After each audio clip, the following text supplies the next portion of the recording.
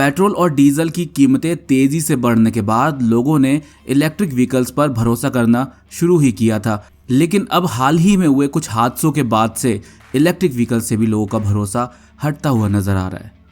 जैसा कि अभी आपने देखा, कुछ दिनों पहले ओला इलेक्ट्रिक स्कूटर में आग लग गई थी।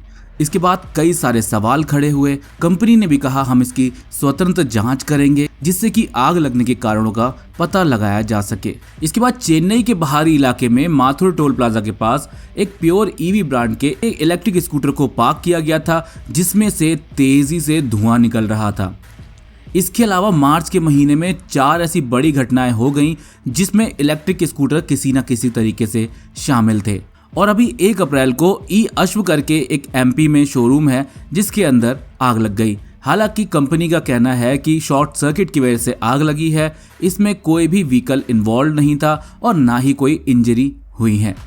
लेकिन इसके अलावा जो 4 हादसे हुए हैं जो ये सामने आए हैं, इनकी वजह से ग्राहकों का भरोसा उठ सा गया है। और इस चीज़ की गारंटी कौन देगा कि आने वाले समय में ऐसे इंसिडेंट नहीं हो सकते। अभी जिन स्कूटर में से धुआं निकला या जिनमें आग लगी, तो जिस टाइम पर ये स्कूटर मैन्युफैक्चर हुए तो इसके साथ साथ भी कुछ स्कूटर मैन्युफैक्चर हुए ही होंगे। तो अगर किसी मैन्युफैक्चरिंग डिफेक्ट की वजह से ये आग लगी है, कंपनी को ये सारे स्कूटर वापस मंगाए जाने चाहिए और इनकी जाँच करनी चाहिए।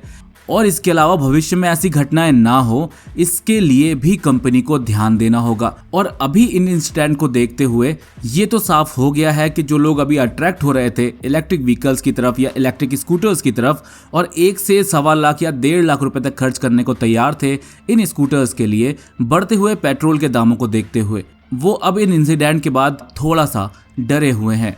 इस डर को निकालने के लिए कंपनी को ठोस कदम उठाने होंगे।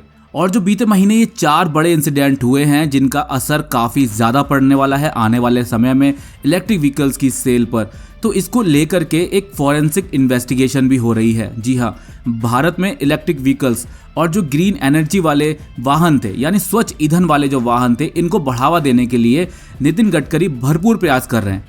नितिन गडकरी ने कहा है भारत में ईवी और बैटरी की जो मैन्युफैक्चरिंग है उसको ग्लोबल स्टैंडर्ड के अनुरूप ही बनाया जाएगा। अब जो ये फॉरेंसिक इन्वेस्टिगेशन हो रही है ये इसका इंतजार कर रहे हैं। इसकी रिपोर्ट में जो भी आएगा, रिपोर्ट आने के बाद जो भी कमी पाई जाएगी तो इसके मैन्युफैक्चरर के खिलाफ उचित कार्यवाही भी करी जाएगी। अगर ये मैन्युफैक्चरिंग डिफेक्ट होता है उसकी वजह से ऐसा हो रहा है तो कंपनी को भी इस पर ध्यान देना चाहिए, उनको अपनी इंटरनल इन्वेस्टिगेशन करनी चाहिए। आने वाले समय को ईवी का समय कहा जा रहा है। अब लोग धीरे धीरे इसकी तरफ अट्रैक्ट होना शुरू हुए थे, लेकिन इन हादसों के बाद से लोगों में एक डर आ गया है। और चेन्नई हो, मध्य प्रदेश हो, तमिलनाडु हो या कोई और राज्य हो, ऐसे इंसिडेंट नहीं होने चाहिए।